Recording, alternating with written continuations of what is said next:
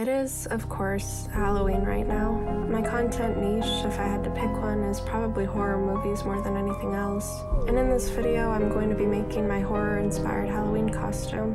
So obviously, I'm going to be talking about a horror movie. Nope, just kidding. I'm going to be talking about a critically panned raunchy dark comedy from 2017 about a bachelorette party gone awry. This is it, your bachelorette weekend. What's in my head?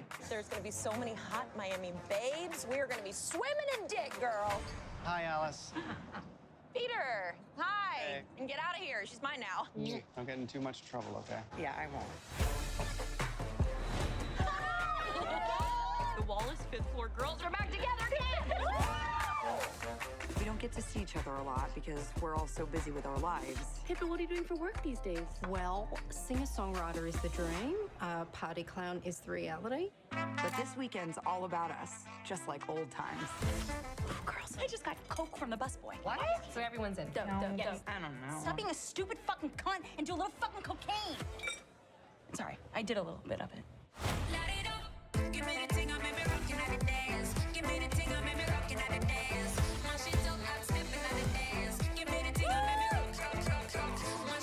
This is so much fun.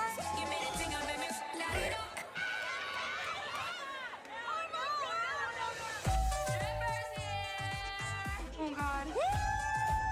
Let's get to the beans. Let's get to the beans. Make it feel special. My turn. Oh, shit! Does anybody have CPR? I'll look it up on YouTube. Somebody call an ambulance! He's dead. That's not a joke. I know that doesn't make any sense, but this is the film I want to talk about the most right now. I watched this movie recently, and now I'm dying to tell everybody about how underrated it is as soon as I can. As for why I'm going to be making my costume during this video, that's because I spent like $75 at Spirit Halloween, and Mama didn't raise me to splurge like that without getting my damn money's worth. So hang out with me while I attempt to do special effects makeup for the first time, and I tell you about why you should go watch this movie that nobody but me seemed to enjoy. The costume is all based around a joke that isn't very good anyways, and then became worse when I couldn't find the right supplies. But I think for now I'm going to not even tell you guys what I'm supposed to be, so you can try to figure it out throughout the video. It's not Art the Clown though, I promise.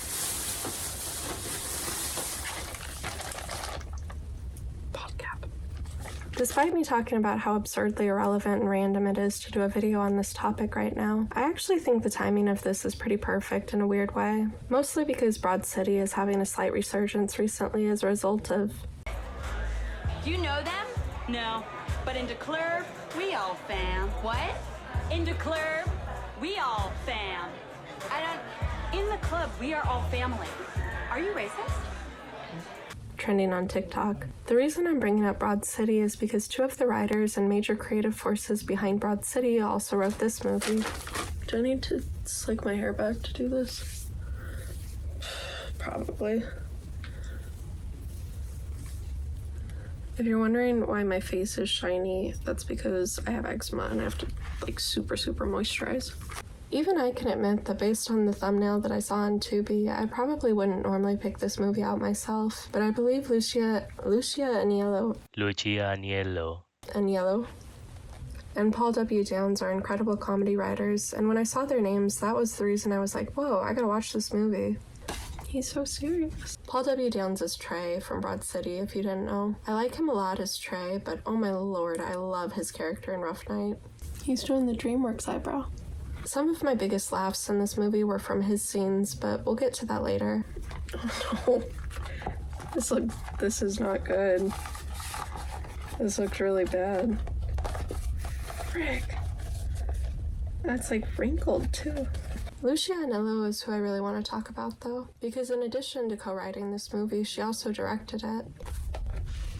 That's not what a head looks like. This is gonna be a problem. And that's the biggest reason I wanted to make this video.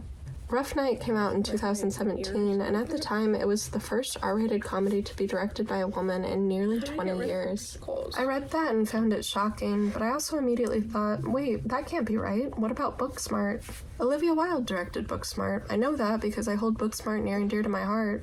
But apparently I misremembered what year it came out, because guess what? It came out in 2019, 2 years after Rough Night. I'm definitely not alone in considering Booksmart to be one of the best comedies of the past decade. Okay, the wrinkles are the biggest problem. But I know there are a ton of people who would now give that same honor to the movie Bottoms, released in 2023. Also, incidentally, a movie with an R rating directed by a woman. Can I heat it up? I feel like there are going to be people who try to refute this by being like, well, no, actually, because here's a bunch of other comedies from the past 10 years that I like a lot better than either of those, but whatever. My point is that R-rated comedies directed by women are having a real moment these past few years. I'd argue we're in a golden era for such films, and I feel that quite a few of the biggest critical darlings of the comedy genre have been your Booksmarts and your Bottoms recently. Not to mention the popularity of comedies like Shiva Baby, Bodies, Bodies, Bodies, and Lisa Frankenstein, all directed by women as well. My argument is that Rough Night was just ever so slightly ahead of its time. I'm not saying it's a perfect film. I know that there are plenty of people who saw this and hated it, and there will probably be some people who haven't seen it but then decide to watch it after watching this video, and then they'll be like, well, what the hell, Talia? This movie sucked. But all I know is that I was laughing my ass off throughout this whole movie. I hesitate to recommend a raunchy comedy because I do believe that you have to watch those movies with your raunchy comedy goggles on. This is a situation where my highbrow, pretentious film critic side and my lowbrow crap enjoyer side have to duke it out. If you've seen any of my other videos, especially my polarizing previous video about Terrifier, I'm sure I might come off as someone who is a little too self-serious and persnickety about cinema. Give me a big wrinkly head. I have an idea. I have a heater in the other room, like a little space heater. So I'm going to hold this bald cap in front of the space heater and stretch it like that. And hopefully that will get rid of the wrinkles. So I'm gonna go do that. It didn't work, but I am sweating my ass off now. I can already see people who hated that last video seeing this one and being like, you called Terrifier dumb, but now you're raving about this brainless shit show? Don't sit in front of a space heater when you're wearing like a catsuit. To that, I would like to once again reiterate, I am not saying Rough Night is a perfect movie. What I am saying is that I think this movie is significantly funnier than other similar raunchy comedies that I've seen. I kept seeing digs against this film online that were calling it nothing more than a gender-swapped hangover. But it's kind of insane to me that this movie bombed while the Hangover franchise flourished. And see, I probably shouldn't even mention that because I'm sure there will be comments like, well, yeah, that's not a very high bar to pass, though. And simultaneously, other people who are like, you liked this better than The Hangover? What's wrong with you? There's this term I've heard, boner comedy, that's used to describe movies like Porky's, American Pie, Animal House, and all the endless assortment of turds inspired by such movies. I'm about to look even greasier. For some people, when they think of raunchy comedies, they'll probably think of something like Superbad, The 40-Year-Old Virgin, There's Something About Mary, Knocked Up, Ted, Hot Tub Time Machine, Forgetting Sarah Marshall, and so on. I know I'm going to get hate for this, but I personally think Rough Night is at least certainly on par with, or even arguably funnier than most of these movies that I've just mentioned.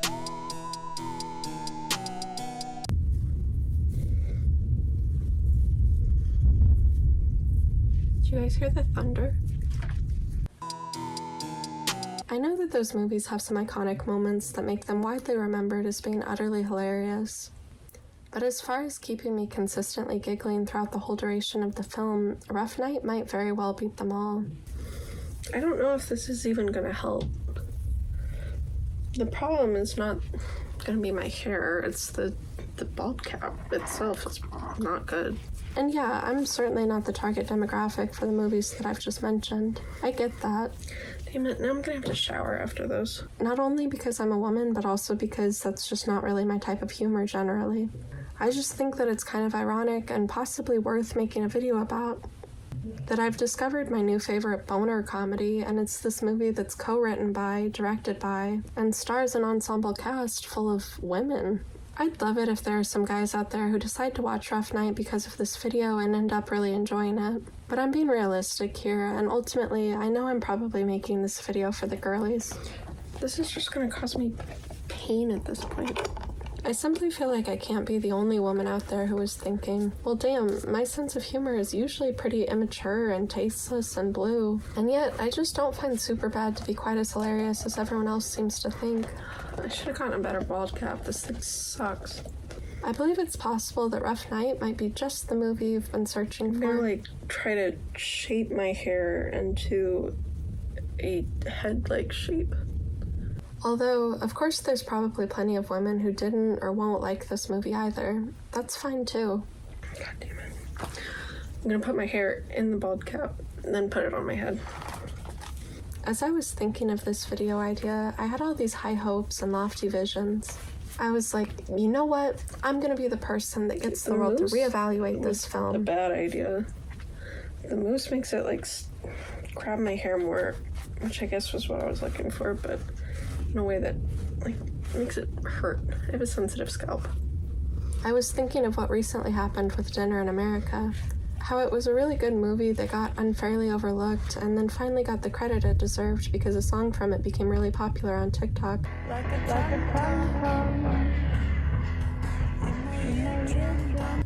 Seeing people involved with making Dinner in America post videos and tweets about how happy they are to see this was super heartwarming.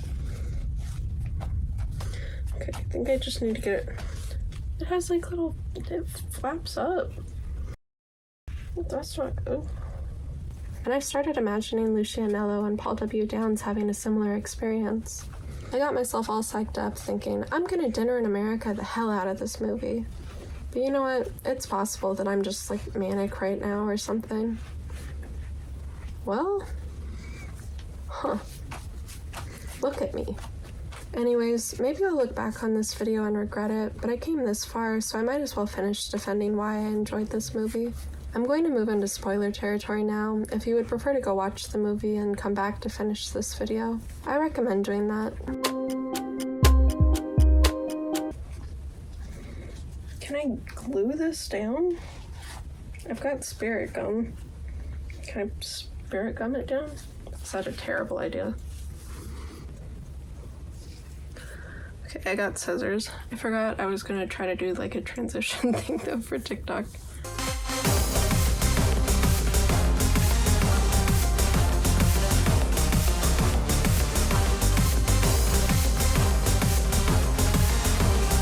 I've never done a transition.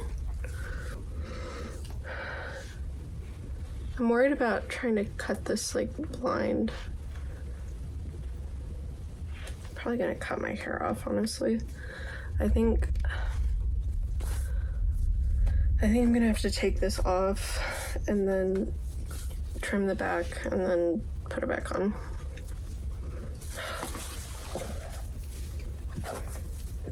Lovely. Ooh. I have some curl. My hair's all curly. So I'm gonna have to just eyeball it.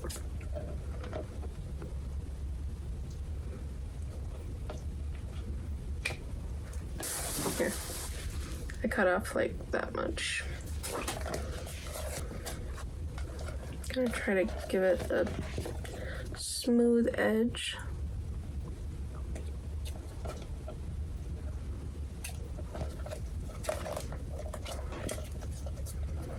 Okay, I'm gonna try to cut off a similar amount on the other side. I'll match it up. I gotta put this stupid thing back on.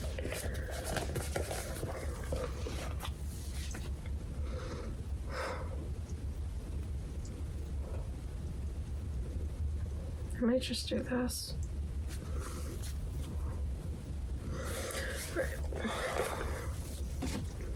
Putting literal pantyhose on my head.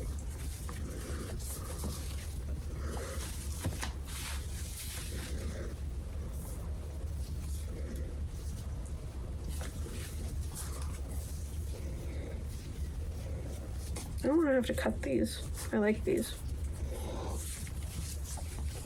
With comedies especially, even very minor spoilers or the inclusion of any clips and jokes from the movie is a big problem. I think you should try to know and see as little as possible about a comedy before you go watch it, because that's what gives you the best chances for genuine laughs.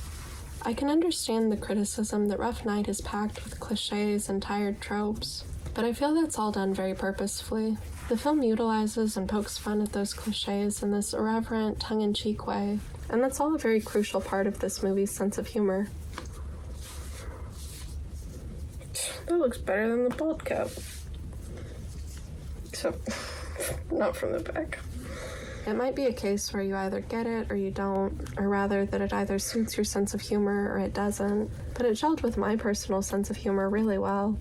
There were so many moments when I was like, wow, this part is super dumb and ridiculous, but in a way that makes me kind of love it. At the same time, it would be pretty cowardly of me to try to save face by being like, well, I only laughed at it because it was so dumb. That wouldn't be right for me to throw this movie under the bus like that, just so I can avoid looking some certain way. I have the camera light sitting on the little drawers? Container? Do you hear the rain? I have my camera light sitting on... I keep looking at it. The light's too strong. Should I try to have no ears? I don't know. So I'll say it. There were a ton of moments in this movie that I thought were legitimately clever, or at least a lot more clever than they might first appear. Here's one example from the very first scene in the movie.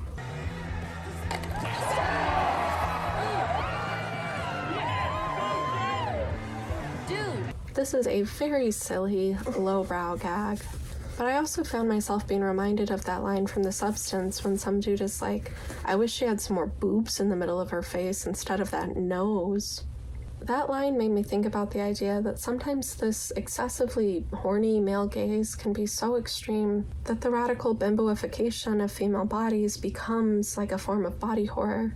This little travel mug I like to call the perfect woman. Big old set of boobies, no head. And a handle. If someone had boobs on their face, that would be body horror.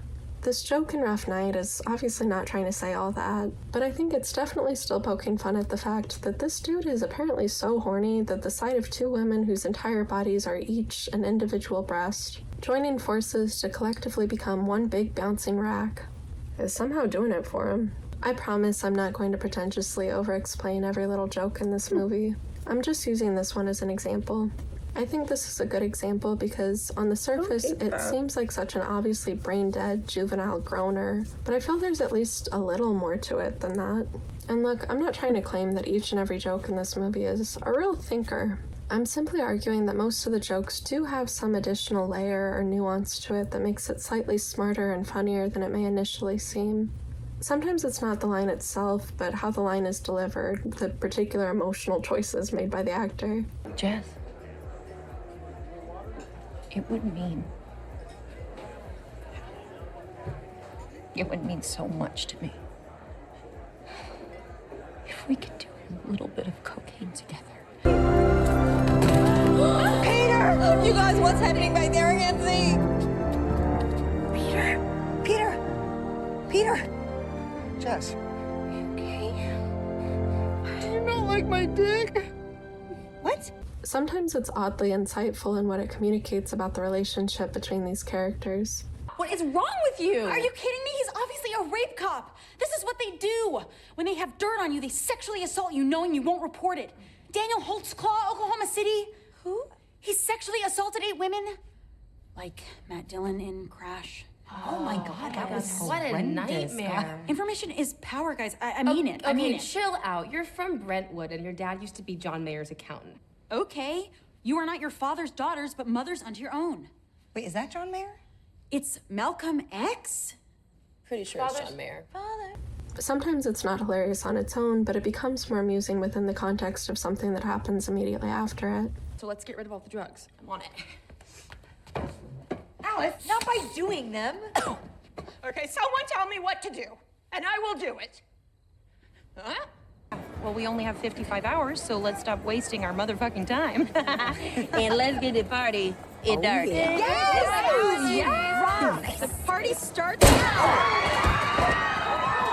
This is not some artsy-fartsy, highly cerebral film, but I believe that most of the jokes in this movie will land a lot better if you try to keep an open mind. Try to trust that these are good comedy writers who know what they're doing. And if you even try to look at the jokes a bit closer and try to ask yourself, why is this funny?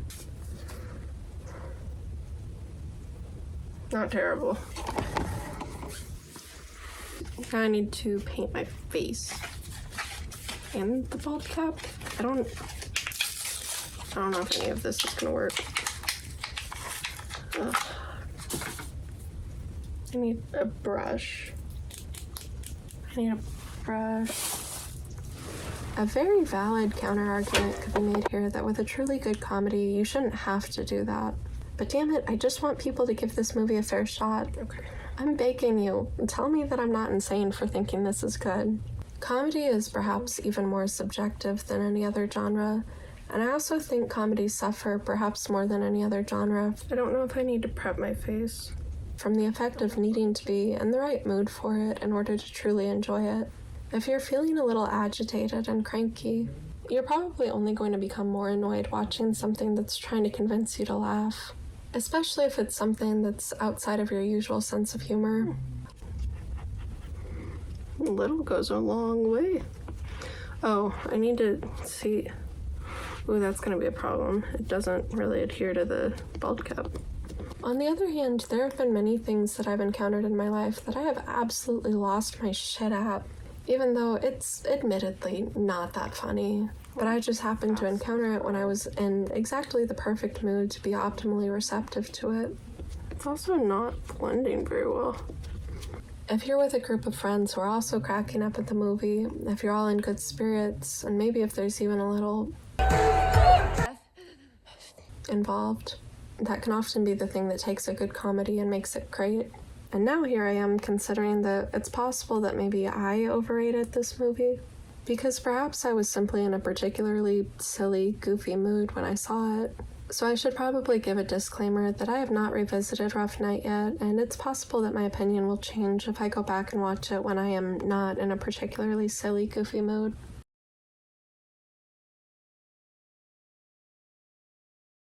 The critical consensus on Rotten Tomatoes mentions that the movie suffers from too many missed opportunities. And reading that, I sort of rolled my eyes because I figured that maybe these mindless sheep were hoping that Rough Night would be more of a beat-by-beat match for something like the Hangover movies. There were certain setups in this movie that I expected to play out in the stereotypical, overblown comedy movie way, and then they didn't. There were other parts that were way more overblown and ridiculous than what would have happened in some other comedy movie. And I found the movie funnier overall because every time something happened, I could never really tell which option it was going to be. If you look up funniest scenes in The Hangover, you get results like this. Fuck, he's not kidding, there's a tiger in there. What? I look like a nerdy hillbilly. We found a fucking baby. In contrast to me, the most hilarious thing in Rough Night is what happens after Peter is forced to snort a bump of meth.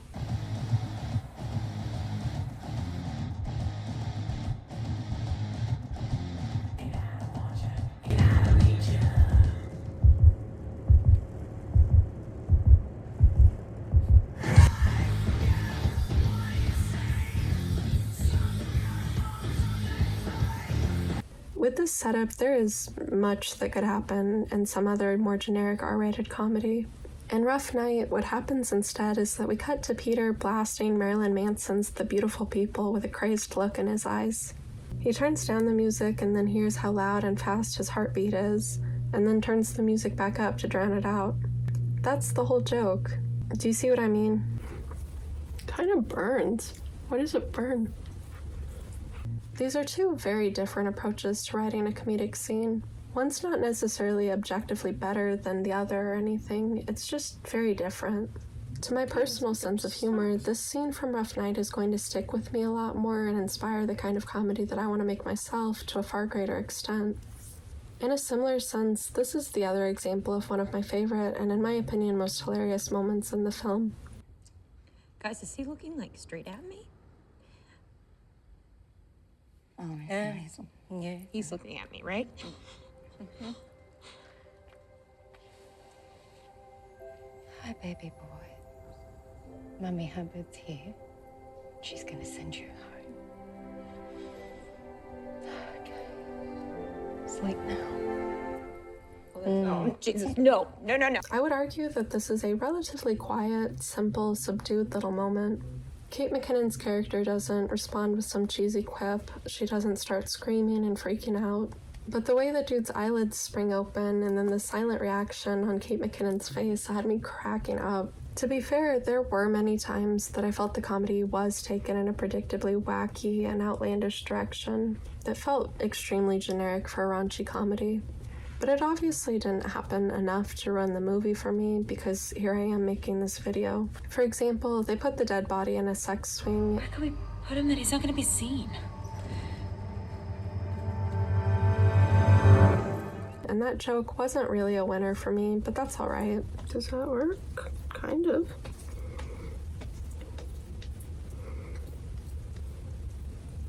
Oh, I'm gonna have to cover my eyebrows. I don't really have anything to do that with, though.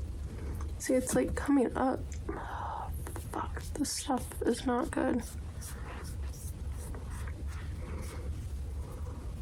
I'm getting this whole closet dirty now.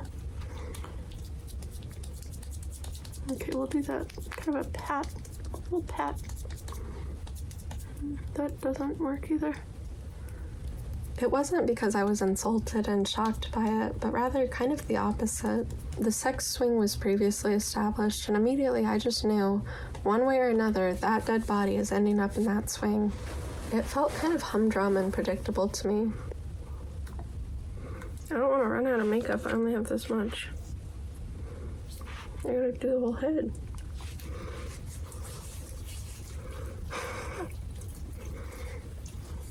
This feels nice.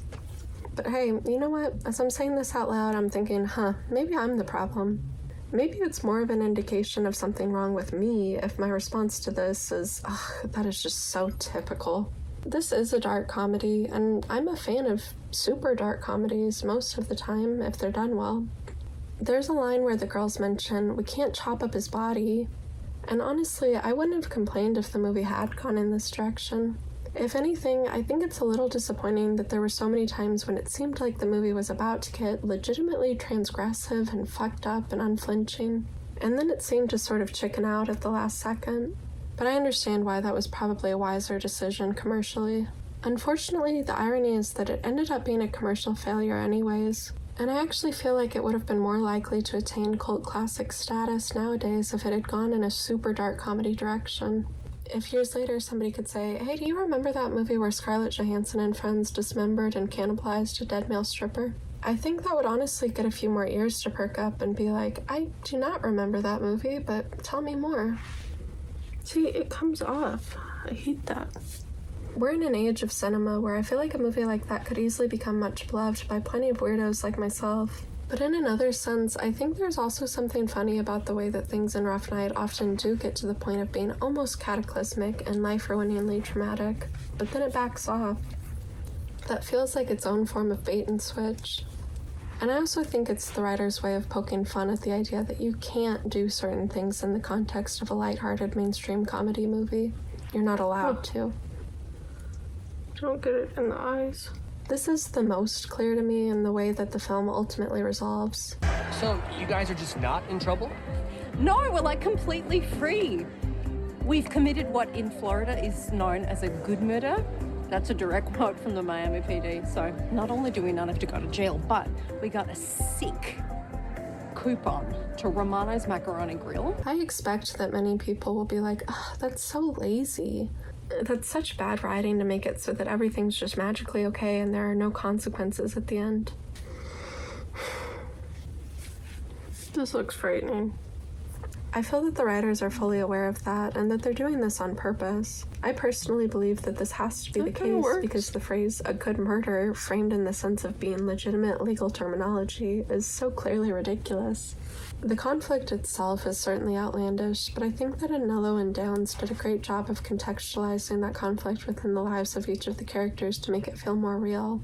Like, this inciting incident is very silly and absurd. Okay, my turn! But the ramifications of that and what's at stake now for each character is treated far more seriously. Jess is about to have it all, achieving her dream by becoming a successful politician and getting married to a man that she loves very much. But she stands to lose all of that. Blair is in the middle of a custody battle, so this incident will mean that she loses the ability to see her son. Frankie has prior offenses due to repeatedly challenging the law as an activist, so she could potentially be looking at life in prison. But my favorite example is what's at stake for Alice. My students, they idolize me. They think I'm like the best fucking adult in the whole fucking world. They'll turn to crime. I can't go to jail. I couldn't even make it through the first episode of Orange is the New Black. None of us can. It's too soapy, right? No, I meant none of us can go to jail. Because this felt the most real to me personally. This felt a little too real, honestly. Because I saw so much of myself in Alice during this little freak-out moment of hers. I don't think I've ever mentioned it on social media, but for several years, my job was teaching little kids how to play chess. I took it very seriously, and for a while, I truly felt like my purpose was to be a positive role model for these kids and to make a difference in their lives. I feel like I can't talk now. Oh, God. See, the patches. So if I had been in Alice's situation while I was still teaching, I know that I would have 100% had this exact same reaction. It's played for laughs in the movie, but to Alice, the weight of having this fall from grace in the eyes of her students is very significant, and I totally get that.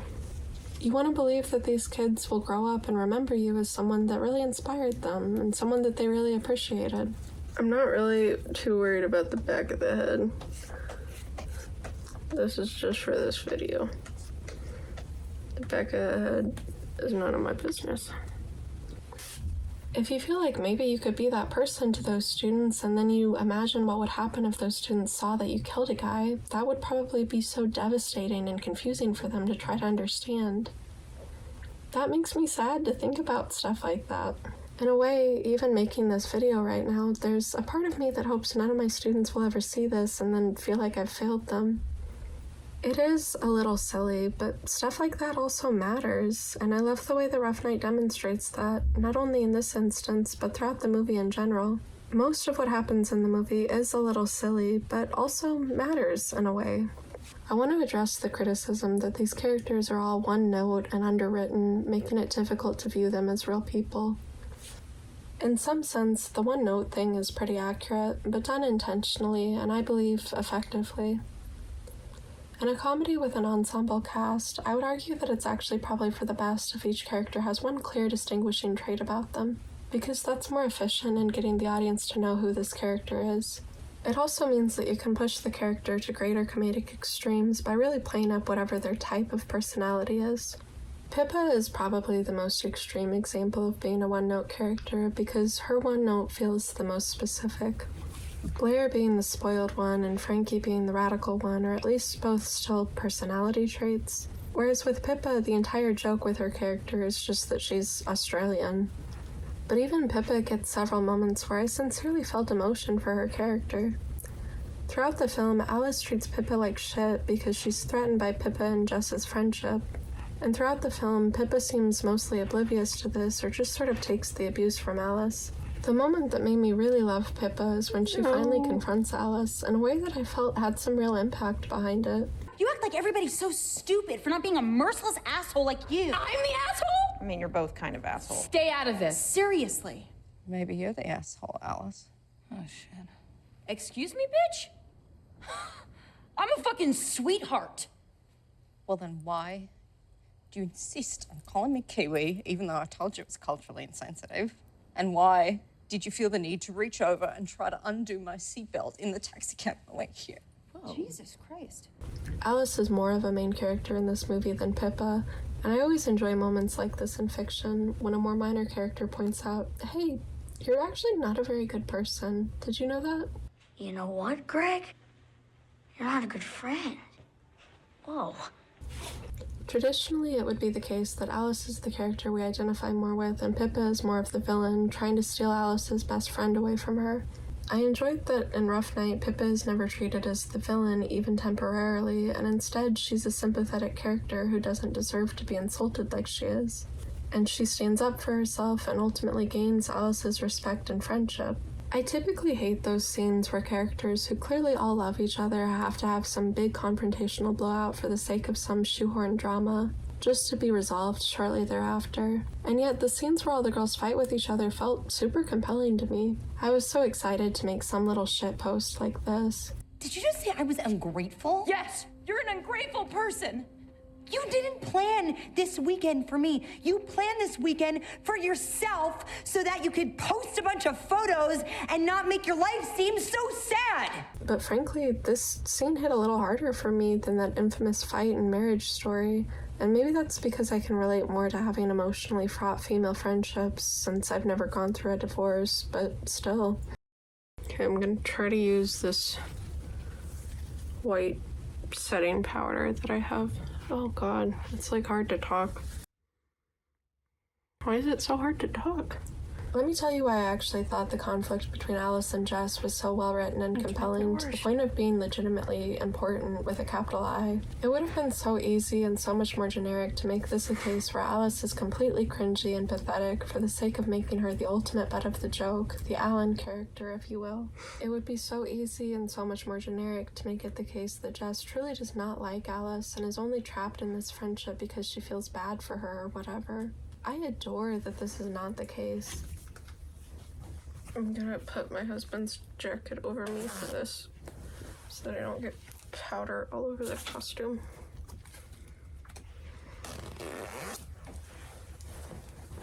Does scary things to my neck. Yeah, I don't like that at all. Ugh.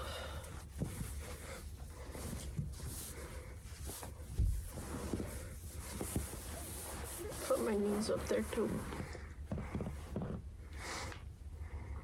For Jess, she's telling white lies about not being able to Skype with Alice because she's a busy career woman. In my case, I'm an introvert to such an extreme level that literally one night out with my friends is enough to make me say, well, that was a ton of fun, but I gotta go recharge my social battery for about a month. And the thing is, that's literally true. It's literally true that I have a ton of fun when I'm hanging out with my friends, but it's also literally true that I cannot do that more than about once a month on average. This powder smells nasty. At the most, or it makes me feel really overwhelmed. If you're about to type something like, wow, you must be fun at parties, save yourself the trouble. I know I'm not. Except sometimes I am briefly, but then I disappear into the shadows and you won't hear from me for quite some time. In this sense, the fact that Jess truly does love Alice is important to me not merely because, that's something on screen that I can personally relate to, so that makes it brilliant and profound. I feel it's genuinely important, capital I, that the film handles their relationship in this way because of what it doesn't do. On-screen representations of social dynamics do have an effect on how we interpret actual situations in our own lives.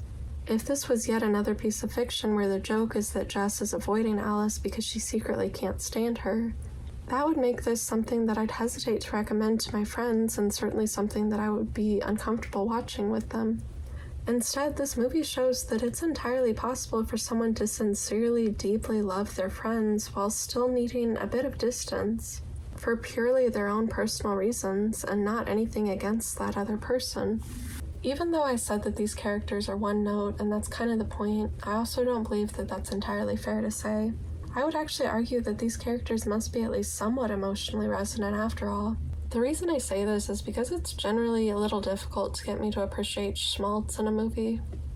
But there was a moment in Rough Night that made me seriously fucking teary-eyed for real.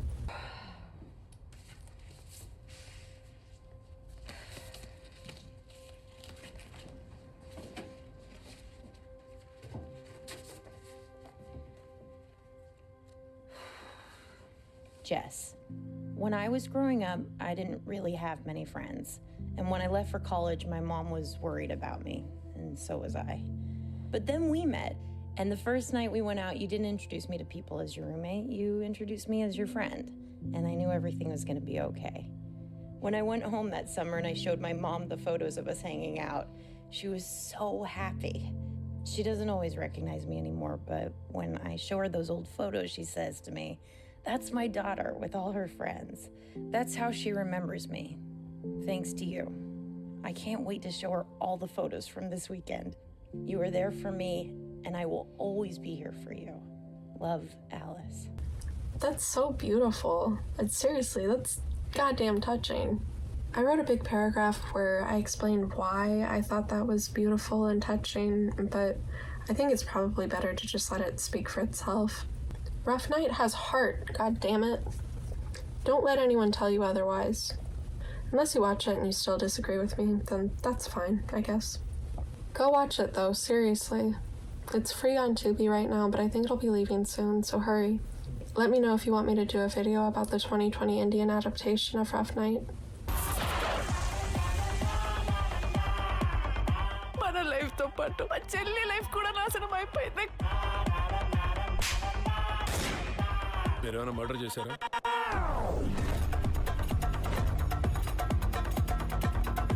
చంపేద్దాం. నలుగురు అమ్మాయిలకి ఒక అబ్బాయి ఇస్తే వామ్మో తుపాకీనా ఫిరంగినా. Happy Halloween!